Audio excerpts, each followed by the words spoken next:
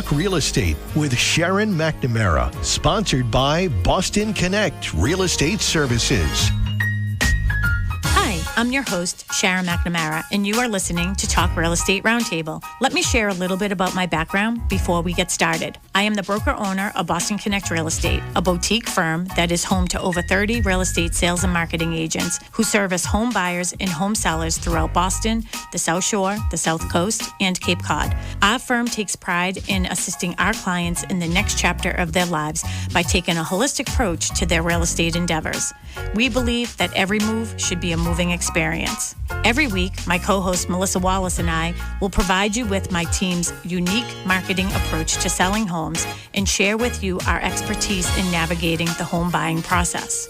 We value the experience of our agents at Boston Connect Real Estate so much that not only will you hear my perspective on real estate topics, occasionally you will hear the expert thoughts and opinions of our experienced agents at Boston Connect Real Estate. Be a part of our roundtable. If you have any questions during the show, please call 781-837-4900. We love to talk real estate. Follow us on Facebook, Instagram, and wherever you like to listen to podcasts at Talk Real Estate Roundtable. If you would like a one-on-one consultation with me and my team to discuss your real estate needs, you can connect with me at bostonconnect.com or 781-826-8000. Now, sit back, relax, take good notes, and let's talk real estate. And good morning to my South Shore neighbors. This is Sharon McNamara. You are, of course, listening to Talk Real Estate Roundtable here this morning on WATD. And I have my co-host with me this morning. Good morning, Melissa. Good morning. And we have the one and only Tim with us in WATD studios in Marshfield. Good morning, good morning. Good morning, ladies. Good morning, good morning. Good morning. Yeah. You sound very happy today. Well, I'm always happy to be in Broadcast House, you know? He's always happy to start his morning off with us. That's right. Yes, absolutely. First Two talk lovely show. ladies for a whole hour, 8 to 9. Kicking off our marathon of talk shows until 12 o'clock today. Yes, we are the opening act for McNamara on Money, so they'll be on later. I don't know if it's Alyssa, Justin, or Michael, or maybe all of the above. I just want to state for the record, you might hear me, I'm sorry. Yeah, you have something in your mouth. What do you have? It's my favorite time of year because I love pomegranates. Pomegranate. Oh, okay. Pomegranate. Pomegranate. Pomegranate. How do you say it? Pomegranate. Pomegranate. Pomegranate. So what's the matter? Does everybody know what I mean? Well, when you Yes, said it I know first, what you was mean. like, I know did what you mean. Did you skip a beat? You were like, pomegranate. Well, I'm also choking on them. So, I really do enjoy... Seeds. You like the pomegranate seeds. Yeah, the seeds. Well, I really do enjoy the whole thing. It really does bring me back. Like my dad used to get them for us all the time when we were younger, and it's just something I just really love them. They're very, very messy, but now technology... And they're very good for you. Yes, they are. They are. But now you can get them in a little cup, and you don't have to do any of the messy work. So there you go. Yeah. That's what I was having for breakfast. and you know what? And you still are. I know. Well, here's the truth is like... So, Tim, you and I go way back, and Melissa doesn't know how far back we go, probably, but, like, I used to go into the studio when I was on Michael's show and everything, too, and, like... Pack a lunch, pack a breakfast, pack everything. And, Tim, Tim would be like, your bracelets are banging, or remember, like, Bill Conley was always, like, snapping his pen. It was, like, the worst thing for, like, someone with, like, ADD. I know, I have my chapstick in my hand, and I'm like, do not play with it, because I will be snapping it. It's all show. Well, did you hear the pen? Listen to Tim. Yeah. Yeah, that was Bill Conley through the whole entire show. Bill, settle down, man. Drop the pen. Jeez. Relax, we're here. It was almost like Chinese torture for me. I was like, all right, but I will not lie. I put a mouthful of those in my mouth, and I was a little nervous to talk because I was like, I don't want to upset Tim. No. Hey, you're having breakfast. It's okay. And you know the radio etiquette, so it's fine. Yeah. And Tim, we love you so much, but you know what? It's our show. Yes, it is. That's right. I always remind myself like and this. We could just have breakfast with Sharon and Melissa. Yeah, breakfast like a with great Sharon and show. Melissa right here every Saturday morning. Yeah. Yes, I just According to Larry, my name is Michelle, though. I've only known him for 7 years. Starts with an M. Melissa, Michelle. It's fine. Usually I get Martha. People think I say my name. Martha. Yeah, people say that my name is Martha because I go, hi, this is Melissa. And they're like, hi, Martha. It's Mo. And I'm like, Martha Wallace. No. Martha Melissa. Martha Wallace. And I'm Shannon. People, Shannon. so somebody was That's calling an easy switch. I can see that. Yeah. Somebody was calling me Shannon the other day with Mary. They were in front of Mary, and they're like, Shannon.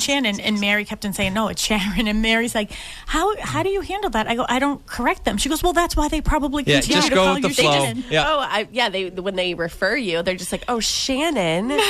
Shannon over at Boston Connect Real Shannon Estate. McNamara? I know a Sharon. I don't know a Shannon, though. Is that her sister? Yeah. I always say, I don't have a Shannon. I have a Sharon. Are you looking for Sharon? No, I don't think so. No, it's definitely Shannon. Yeah, Well, you're looking in the wrong place. yeah. But yeah, I think. Well, I don't think we've talked about everything other than what we're going to be talking about today. What are we talking about today? We are continuing on with our conversation from last Saturday, which is how to win in a multiple offer situation. We did have somebody listening last week who reached out to us through Facebook. Yeah, we love that too, by the way. But I also just want to highlight our little thing that we did after the show last Saturday. So we had our Halloween dog parade and costume contest here at the office. So Boston Connect Real Estate in the heart of Pembroke.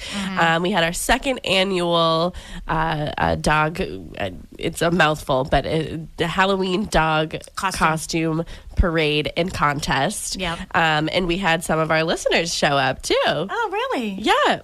Oh, yes, we did. Yeah. Oh, yeah. You're like, oh, I didn't realize. I'm like, yeah. We had a full-on conversation with them, and they dressed up. And they dressed up, and they had a fake dog, and it literally made my day. It was so funny. He walked in the trot. Yeah. Well, we keep calling it a trot, but he walked in the parade. It was so funny. His timing it was right when we were trying to put everything together for the judges. And in walks, guess who? I'll give you, Tim, I'm going to give you two guesses. It's someone who calls in frequently. Tim, are you there? he might have run away. That's okay. So we caught him. I'm sorry. I was doing something else. What was? Okay, I'm sorry. So we had a guest, somebody who listens into our show every weekend. So I'm going to give you two guesses. So it's someone who calls in a lot too. So he showed up. He had a fake dog, it's his real dog, but it was a stuffed animal, all dressed up as a farmer. And I want you to guess who it was. I think it was Dick. It was. Yeah. Oh, Dick. that's great. Yeah. Yes. Yeah. Oh, Yes, and his wife came, awesome. and it was so funny. It was fun. He came in his vintage, car, and it was a lot of fun. Cool. Showed me all kinds of pictures of his house, and it was He's just like, great. This is the view. When are you guys coming? Yeah, I know. Yeah, We one have of to do these it before Saturdays we have to- Thanksgiving. We're going to pop over with a pie. Yeah, we're definitely. gonna come over. Yeah, they love it. Yeah. So Tim, we'll thank you so bring much you for a pie coming. too. What type of pie do you like? Do you like pumpkin or apple? I'm gonna go with apple. Apple. Okay, Nice. perfect. All right, All so right, I'll thank remember you. that. I'm going to write it down. Apple pie for Tim. So I will make Apple sure to pie bring for one down. Tim. Yes.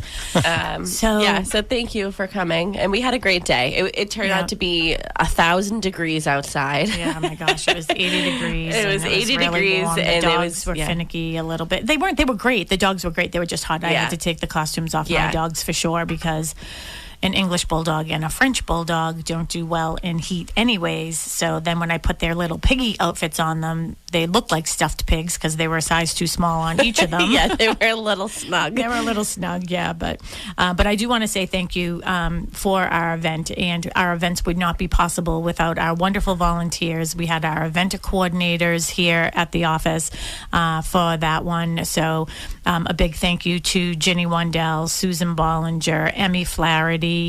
Who else was on that one? Michelle Fay. Yep. You, of course.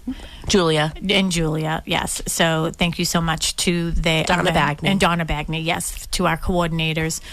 And another big thank you to our judges. So we had the chief of the fire department, Chief Rick McDonald. He came again this year, so thank you, Chief. And we also had Captain Jordan Hill, and he was great, and he was here with his new wife, which was a lot of fun, too. Oh, I didn't realize that they just got married. They just got married in Nice. August. So congratulations to the new Mrs. Hill and the Hill family there, and thank you for taking the time to do that.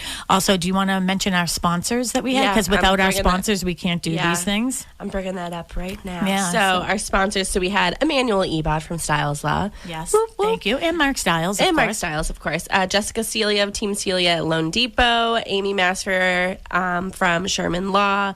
Samantha, I don't I can't pronounce her last name. Don't I'm even sorry. bother, but she's great. Radius Financial Let's just Group. call her Samantha. She's great. And all of them, pretty much all of them have been on our show. Yeah, I don't think Jessica has. Jessica hasn't been on our show, but I'm sorry, what? Nothing. Oh, okay. And then we have the Dog's Den, of course. And then, then we had a couple people here, Fence a Pet. Fence a Pet. Pet Stop, Mozzie Munch Dog Treats, OM Obedience, Collars by Tanya, and then Maritime Mortgage. So we had George come with his daughter dressed up. Oh, she was so cute. Oh, my God, so cute. And they had a table here of Maritime Mortgage. So my whole real estate team of my home purchase was here. Yeah. So can I tell, do the treats again. Who was the treats? Mozzie Munch Dog Treats. Mozzie Munch Dog Treats. I want everybody to remember that. So my little Miss Marley, she's not food motivated, but this morning she love them? She loves them. This morning I was doing a little sit high five with her, and normally like she wouldn't do it, and she totally got it. And there was a woman who was who trains dogs that was here too, so I think I'm going to reach out to her. And then of course Tanya was here, and she has the she makes the dog collars and stuff, and I bought a couple of those. So it was a really great event. I did not have to buy anything to do with the pet offense because what is this? Fence a Pet. Fence a Pet. Fentapet. We just made up something. Fence a Pet. Fence a Pet, because I already have that at my home. You already have it. He is wonderful, though. If you need any of those dog-related items, please give us a call.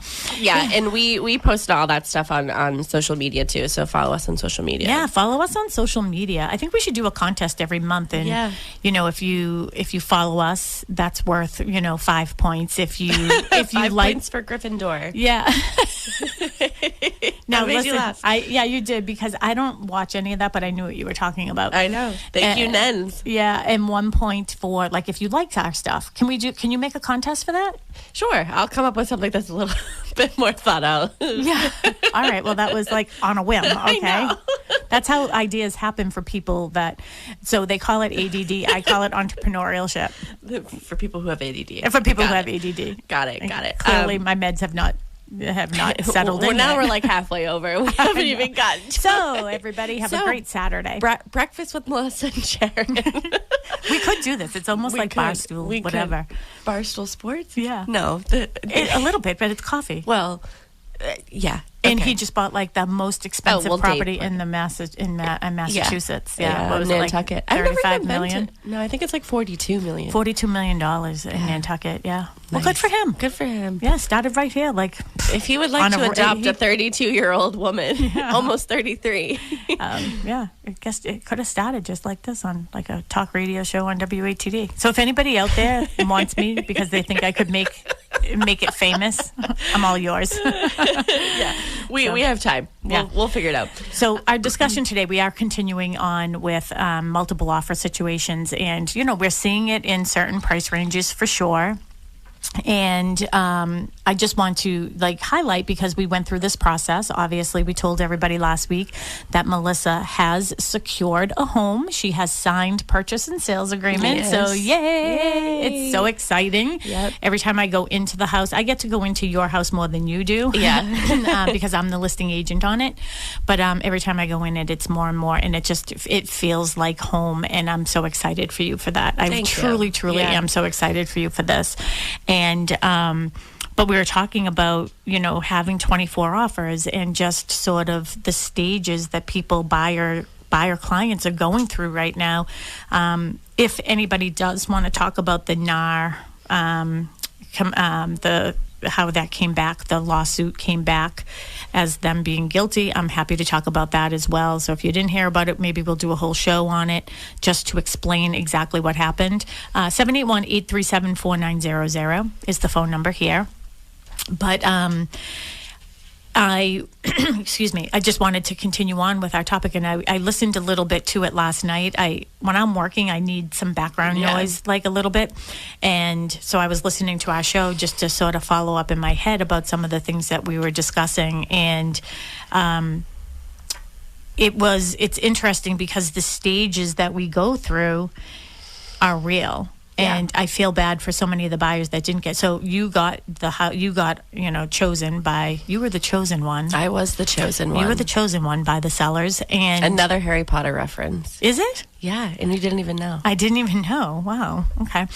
Well, I did sit and listen to whatever. I won't go down that road. But I just keep on thinking about the 23 other people that didn't get their offer accepted. So.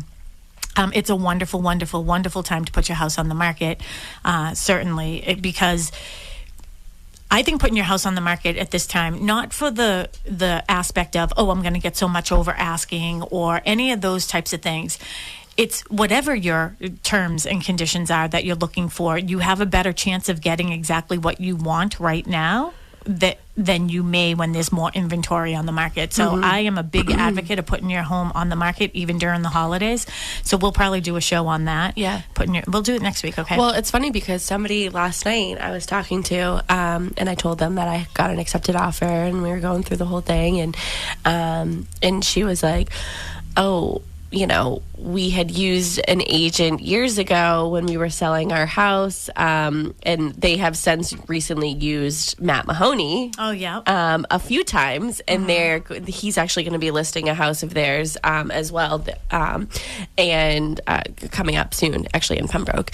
And they were telling me the agent before Matt, before they were introduced to Matt, was, they just felt like they did so much wrong and that it went on the market at the wrong time. They're like, it went on in December. And I was like, well, wait a minute. I was like, you can sell a house in December. I'm like, I promise you can sell a house. I was like, we just talked about this on the radio show. Actually, Emmy and I were talking about it the night that, our offers were being considered for your listing. But I was like, you can do it. You can sell your house in December. I promise you that. It's just, there were probably other factors involved because they just were not happy with the situation with whatever happened, with that other agent. And they have since not gone back and has used Matt multiple times. So clearly they are happy with Matt and Boston Connect. But but I was like, I promise you. I just want to do a podcast for agents and trainings for agents. Can we do that? Well, so you know what they said to me? What? They could tell that wasn't their full-time job. Yeah. And they said that after they sold the house, they were like, the next one that we sell or anything that we do with real estate, we are only hiring an agent who works full-time in the industry. And they said we didn't even find out until halfway through selling our house that this guy had a full-time job and just didn't have, that's why he didn't have the time. And I was like, well, he probably also didn't have the right training. He couldn't dedicate it to his business here. Well, and think about that too is, the trainings that we do, I came in yesterday morning and I just ended up sitting down here because I was having a conversation with one of our agents, and then other agents came in, and then other agents came in, and then conversations started. And, one was like, oh, when I looked at that house, did you notice this? And when I did that, did you notice this? And then in came Faith. Poor Faith. She needs a break. Yeah. Faith needs a break. Honest to goodness, she got our Shining Star a couple months ago, and I feel like she deserves it every month because she had another situation. Yeah. That should be a show. Did you hear about her situation? Briefly. I won't talk about it right now because it is sort of still in negotiations. It was supposed to close yesterday, but that would be a really, really good show.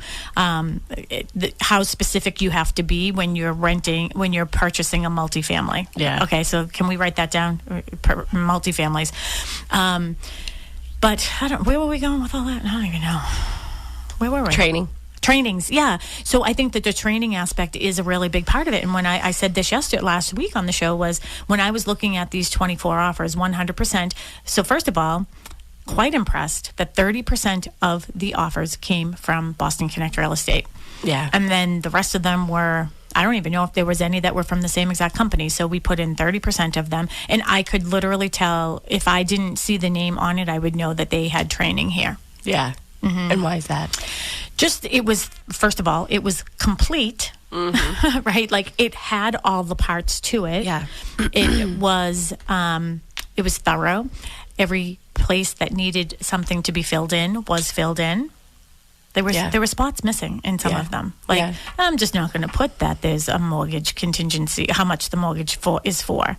Like, and when you're in multiple offer situations, I'm sorry, the listing agent is really, really, really, really busy. And that's not an excuse, because I try to take everybody's phone call, but things can get slipped, like, missing. You know what I mean? You should call or text when you are submitting your offer to make sure that the offer got accepted. So thank goodness, because one person did text me and say, hey, I just want to confirm that you got my offer. And when I looked, we didn't. Yeah. We have that new thing that Microsoft is doing with quarantine, right? It was in quarantine, right? So you have to really that should be 101. What I did like is some of the agents and their loan officers took the time to have their loan officers call me. And when their loan officers call me just to say, hey, Sharon, I just wanted to check in. I want to let you know that my client will be submitting an offer with XYZ real estate agent. And I just wanted to let you know that they have been pre-approved, not pre-qualified. There is a difference. They've gone through this part. They've gone through that part. They are very, very financially secure. And I know that I can get this to the end. I appreciated those phone calls, because I write notes on every offer that comes in. If somebody does that, I write notes on it so I can remember to tell the seller. That's my job, is to tell the seller everything that I find out. That's why every time someone has an email or anything like that, I always submit it. The other thing that I was very surprised about with 24 offers, this is how you can win at a multiple offer situation. Your agent can call or text the listing agent at any time and say, can you tell me how many offers you have on the table? If I say 1, all right, you do with it what you may. If I say 20, do with it what you may. But what you should do is assume that we are asking for highest and best. Yeah. I asked you, obviously I put in an offer for myself, and I asked you a couple times how many offers, but like the first time I asked you, I think it was like 7. So it's like, it didn't even really matter, because I was like, okay, I obviously need to just go in with, this is my best, like this is it. So, and you learned, I think that's one of the things too, through your process, your offers have, they have, progressed every time, where you sort of already knew what you had to do if you were in a multiple offer situation, right? I think there was a time when you just assumed, hey, if they like my offer, they'll come back, right?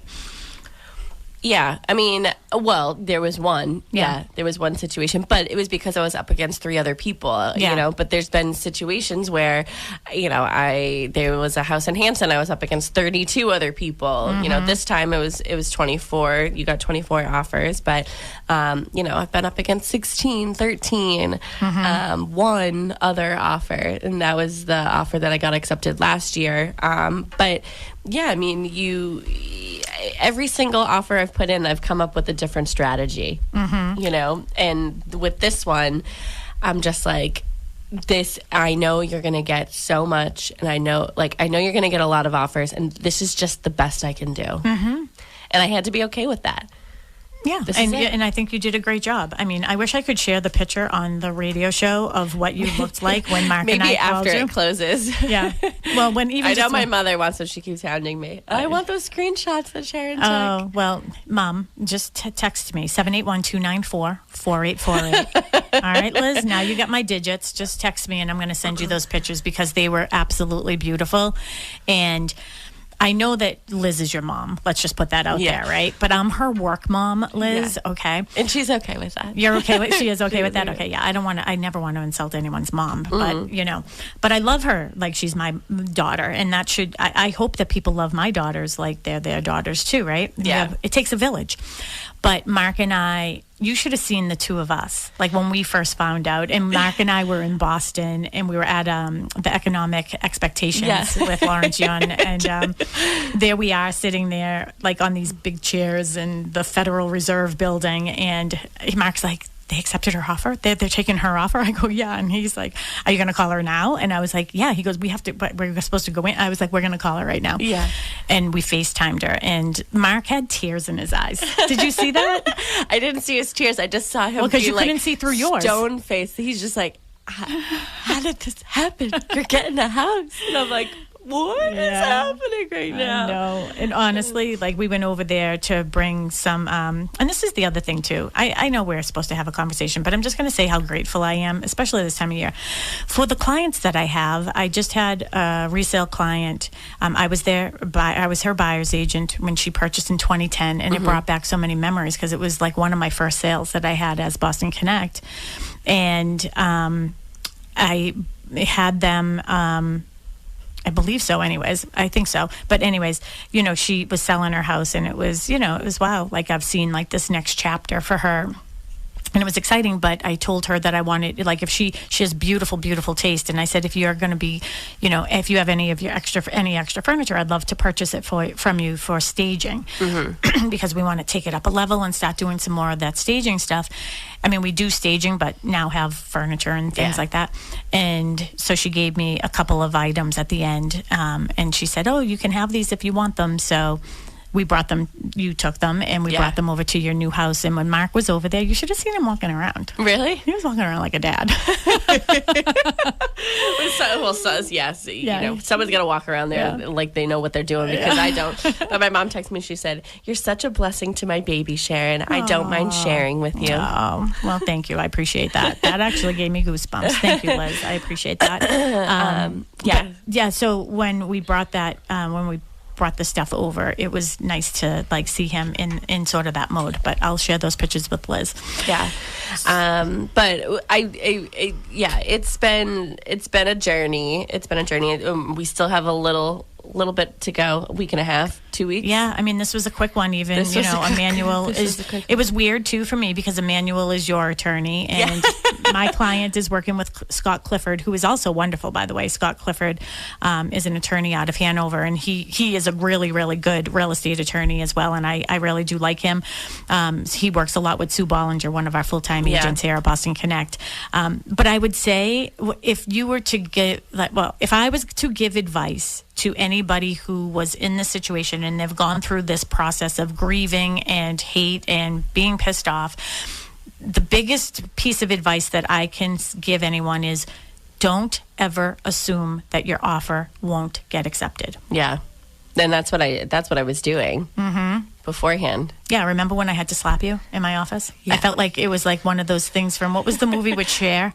Snap out of it. Yeah. Witches, right? Witches of Eastwick. Yeah, maybe. Something like that, yeah. What would be your biggest tip for people who are in these situations? My biggest tip, I know, I definitely want to do, once this closes and gets settled and everything, I definitely want to do a show about my journey specifically, but my biggest tip is, like, you just, in as simple as it is just keep going.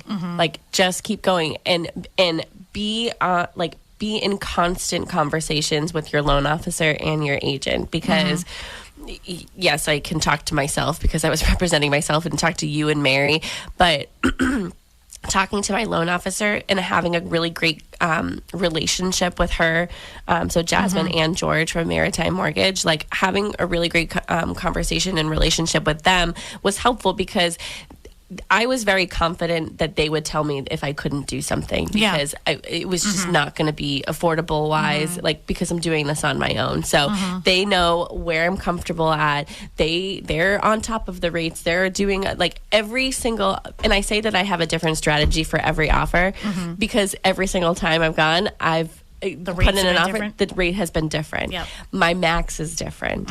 And this is what, my 8th offer, I think. Like, in my numbers have sort of been all over the place, because right then and there, I was able to do that. The next one might not have been able to go that high, or maybe I could go higher. So, like, always be in constant contact with your team. I think that's good advice. I mean, that is the advice that I gave, and I know we have this question that we'll get into next.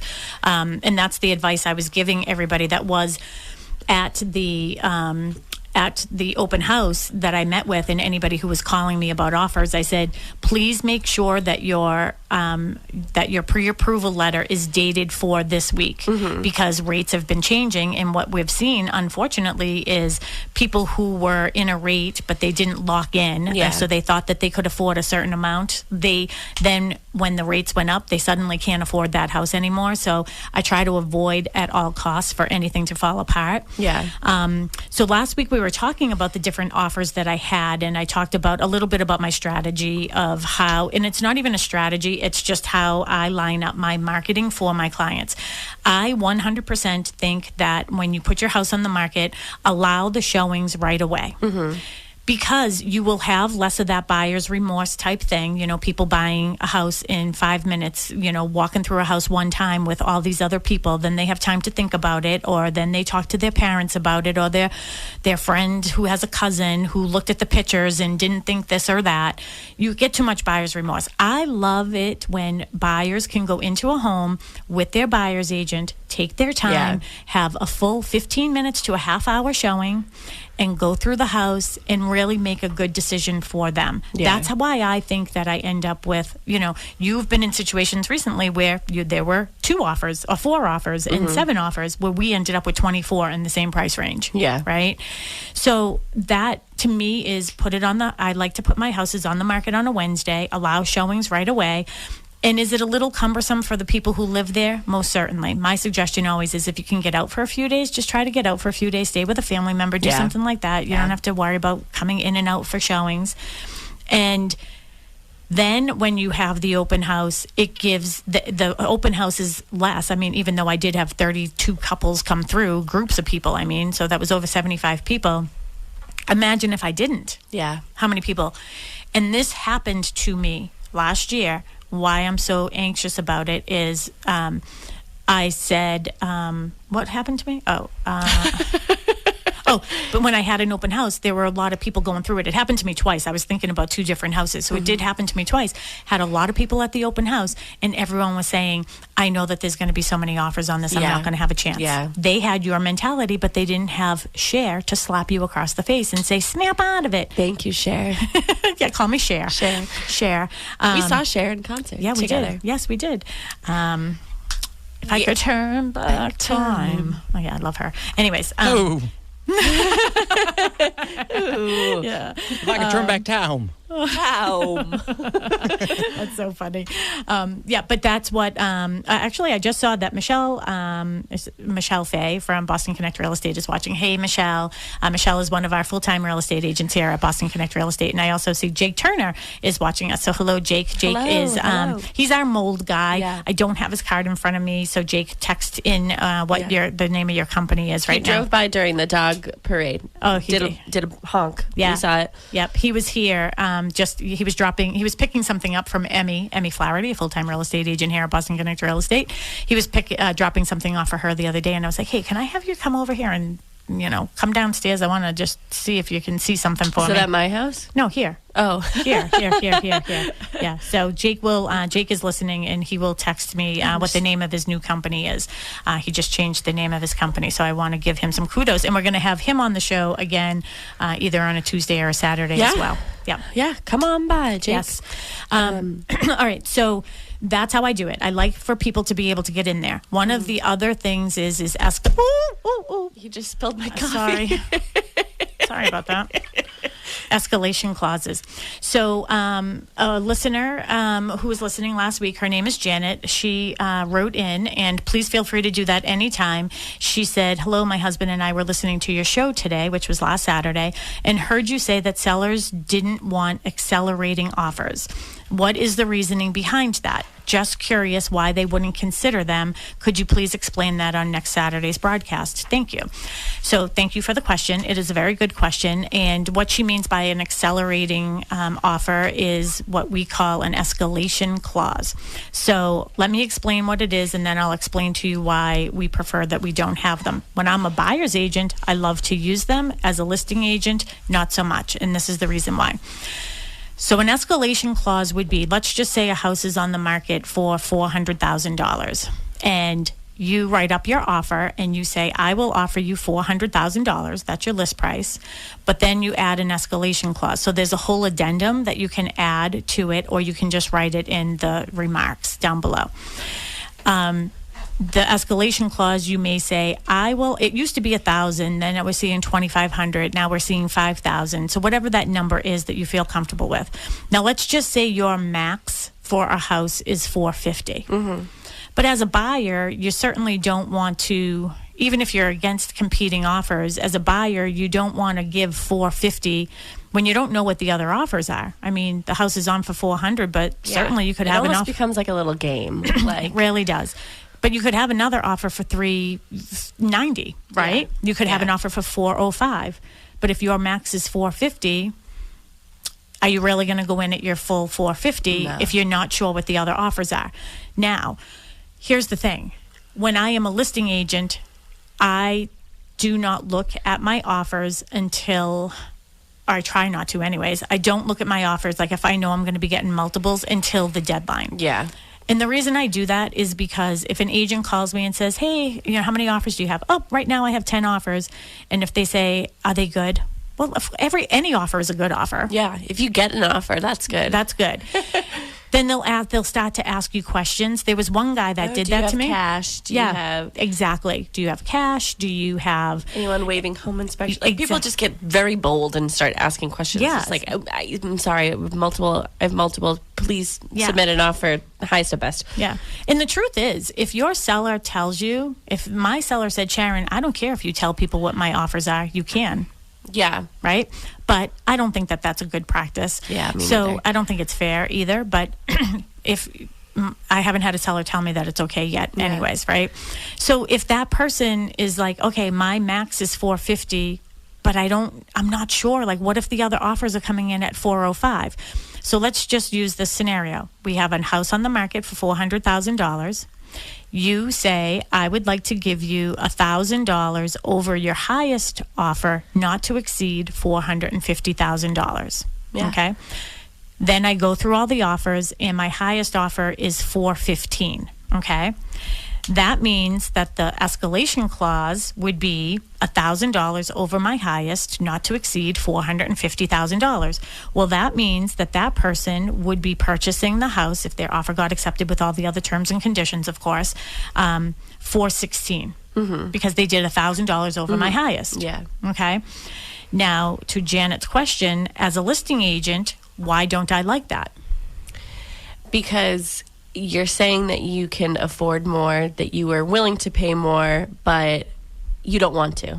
You don't want to pay more unless somebody else is willing to pay more. Yes. And then what happens if you get 5 offers that all have escalation clauses, and then they all go up to certain numbers, and this one, it's like, okay, so now you have, so which is it? Is it the highest over the next one that has a escalation clause, or like at what point does it end? Yeah, so let's use that as an example, right? So we go back to, I'm going to offer you $400,000, okay, and then we have offer A that offers $415,000. We have offer B that offers $420,000.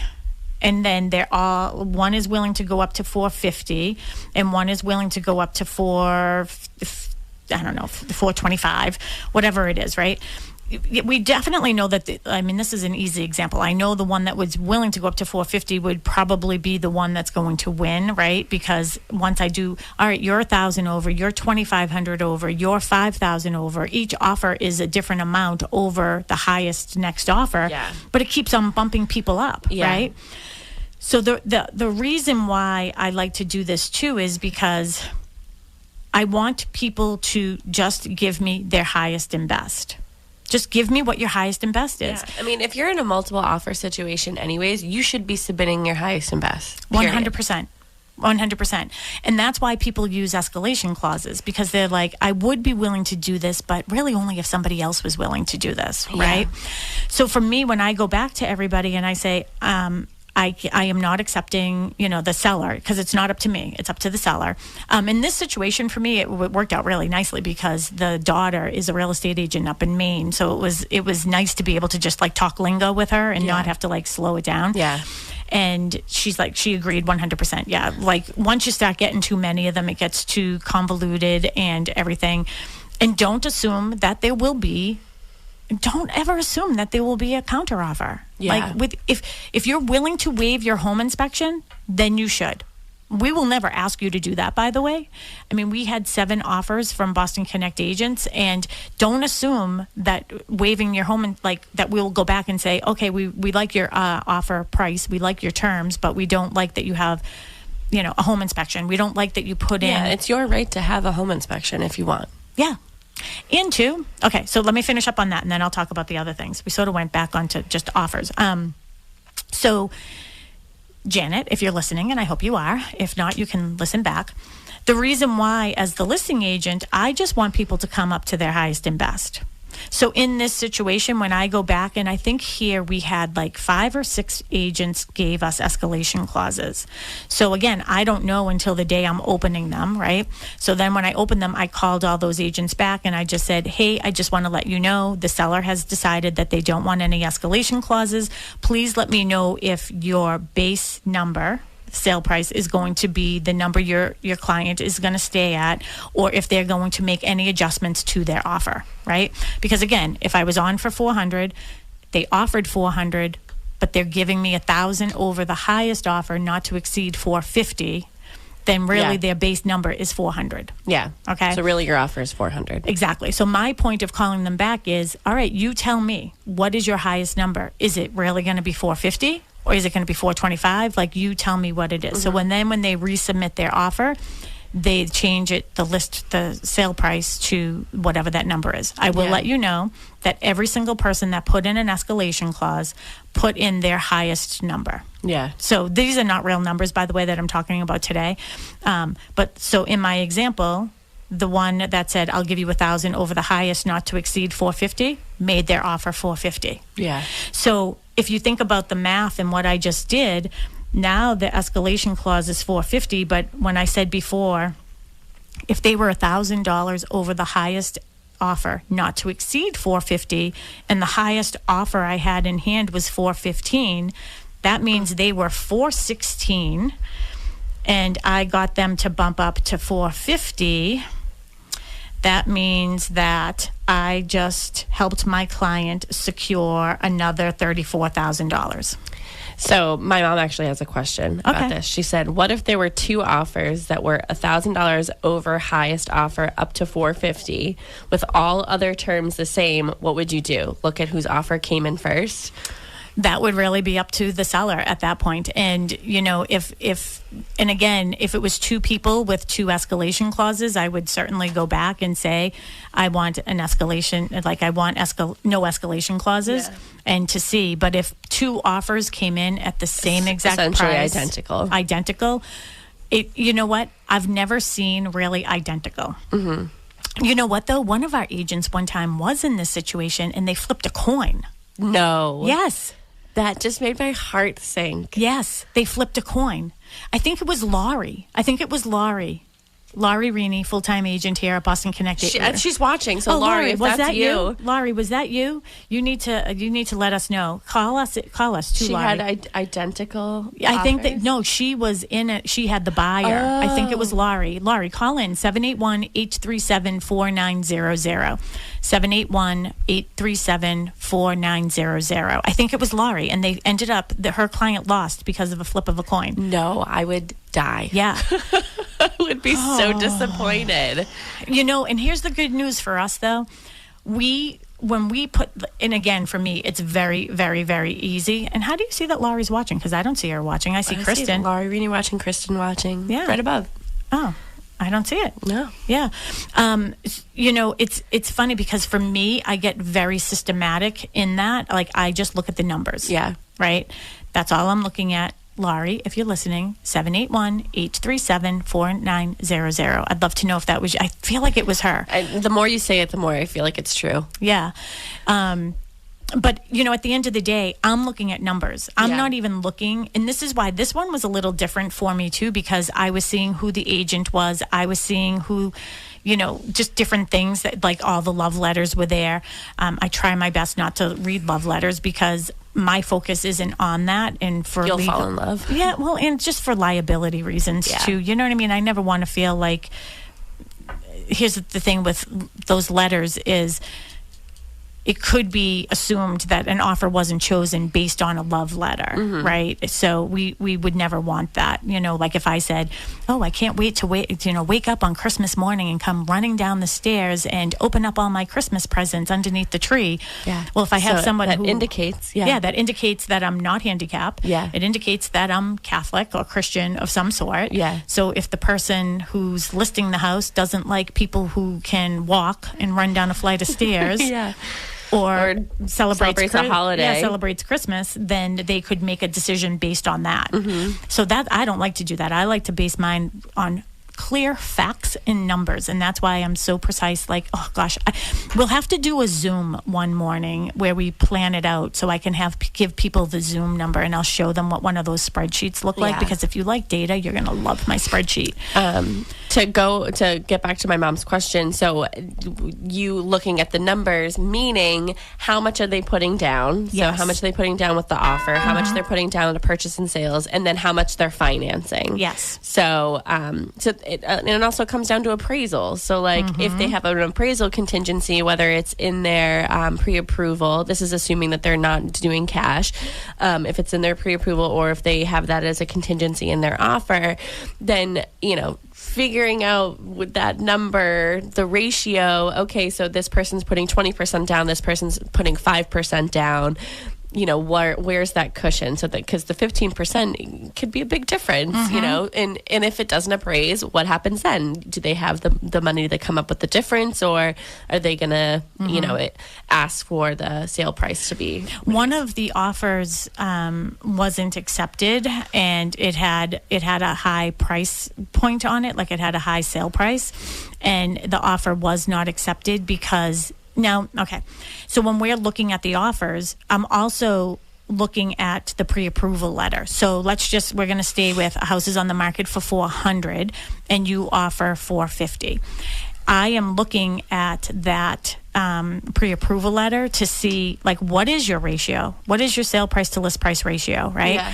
If you're at 95%, and when I did my comps, and I'm looking and I'm showing my client, hey, these are the sold properties in the last 3 to 6 months, depending, right? So 3 months will narrow it down for sure. This is where I'm pretty confident this house is going to appraise at. So if I know the house will appraise at $400 and you tell me that you want to offer $450, I have to worry about this appraisal. Yeah. So if you're going for a 95% loan to value ratio, Yeah. then I know that house isn't going to appraise. This is one thing that sometimes people will do. They will say, well, if we put it in for $450, They'll just throw a number. Yeah. and I look at the pre-approval letter and it says right in there that it's an appraisal contingency is right in there. Then I know that they might be thinking, hey, it doesn't matter because now, again, this is if I have multiple offers, okay? If I only have one, then I take my chance, right? Hey, if it doesn't appraise for $450, at least I know I'll be getting the most. So if the appraiser comes in and says, no, the highest this house that I would say to the bank, now the appraiser works for the bank. They're saying, I'm going to give you the loan. This is what the loan will be. But I'm telling you right now, if these people ever foreclosed, the most that you would ever get for this house is $410. So now we have an appraisal issue. So would the buyer expect the seller to lower the price? Probably. Yeah. If they're putting down 5% and they don't have any cash anywhere else, Yeah. right? So I wish Janet would call in. Janet, if you're listening, 781-837-4900, 781-837-4900. I just want to see if I'm explaining this well enough because I write a lot. Yeah. You like the numbers. I like easels. But that word with you. I know. Kristen Howlett, who is a full-time realtor here at Boston Connect Real Estate, she's on our show all the time, our honorary co-host. She'll be on the show with me in 2 Tuesdays from now. She commented on Facebook and said, I had buyers win in an identical multiple offer situation with an escalation clause. It ended up coming down to terms. My buyer was willing to allow the seller a rent back. See? Thank you for sharing that, Kristen. Yeah, it really does matter. And this is what I said about your offer getting accepted. Like, when you weren't willing to put it in, you never know what is most important to the seller. Yeah. That's why it's always important to ask. Exactly. You can ask the listing agent, hey, what's the most important to your client? What are they looking for? Because it's not always number. And I know that we say that, but I promise you it's not always the number. You know, it's also the terms. Do they need a lot of time? Do they need to get it sold today? Yep. Like, so that is a great strategy for Kristen. She had an identical offer, but her clients were willing to do a rent back so they could stay in the house. They still sold it. Her clients bought it, but they allowed the seller to stay and rent it back from I wonder how long. Kristen, tell us how long they rented back for, because that is really a good strategy. Now, we all know that Kristen is a great agent. All of our agents here at Boston Connect are wonderful. And she put in an offer on. Yeah, she put an offer in on this house that you won too. Yeah. That, I hate to say won, but that that they chose you. And her offer was great. It really was. It was really good. She knows the reason why. And that's one of the other things I like to do as the listing agent too, is I like to call back every single person who put in an offer, call their agent and explain to them, hey, this is the reason why they chose this one over that one. I don't know exactly what the mindset was when they chose yours, Melissa. I'm pretty sure. No, I'm not saying you had a terrible offer, but clearly there were other offers. And again, when people are like, oh, well, there were, if there was a higher price, or if there was, this or that. I think, honestly, it came down to a lot of things, like just what they were looking for and what they wanted in an offer. You had it. Yeah. Whatever that was, it was special to them. And that's all that matters at the end of the day. Kristen says 30 days. 30 days. All right. So do you want to explain to people what that actually means? And Janet, again, if you're listening, 781-837-4900. We only have 3 minutes left, but I'd love to hear from you to make sure I answered your question. Well, okay. Also, Evis, your team member, is sort of in this situation too. So she sold her house in Quincy, but she is doing a rent back in her house in Quincy because she's building new construction.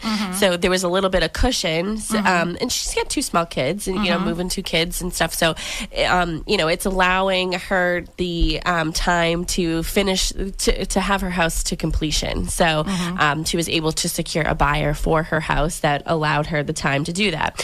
Kristen, I don't know what the exact situation is, but it could be that they're just purchasing, the timeline wise it didn't work out. They might be purchasing something else, and they may be purchasing something else, so there may be a domino effect. So like, just to get one of the houses sold, it might have been that. There's so many different factors, but I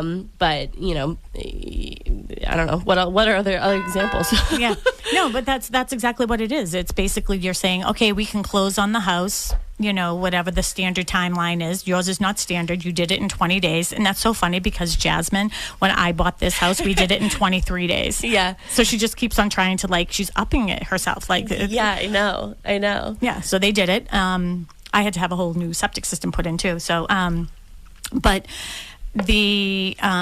so it may be the person, like you said, who knows why the reason is, but they are able to stay in the house. They have the money, and I think that that's a good thing too, because it helps them go back to their next house. There are a lot of people who will sell their house, they have enough equity, and then they're going to be purchasing another house, and it's going to be cash, but all of their cash is it's contingent upon them selling their house. Because that's their asset. That's where all their money is. So it puts them in a really, really good position, even if they're looking for another house. So thank you for sharing that. Can't believe it. We're done. We're at the end of the day. But End of the day. end of our day here at WATD. McNamara on Money is on next. I don't know if it's Alyssa, Justin, or Michael, but any one of them will be wonderful. So be sure to tune in with them. I will be at Cushing Trail today from 10 to 12. Again, tomorrow, 10 to 12. That's a 40-lot subdivision in Hanson, 486 Spring Street in Hanson, if you want to find me there. Cochise Estates. I know Kristen Howlett will be there tomorrow. Mary Baker is there today. We are at Horton, Cochise Estates, 11 to 3. So make sure you visit them. And we have all kinds of other open houses. Go to bostonconnect.com. Yeah, bostonconnect.com to find all of our open houses. Yeah, we have to get better at that. Yeah, I know. Okay, bye. Bye. Bye, Tim. Have a great day. Bye, on you too, Tuesday. ladies. Bye, Facebook. Thank you for watching. Just like you, I've always wanted to live in a neighborhood with you. So let's make the most of this beautiful day. Since we're together. WATD FM Marshfield, WBMS Brockton.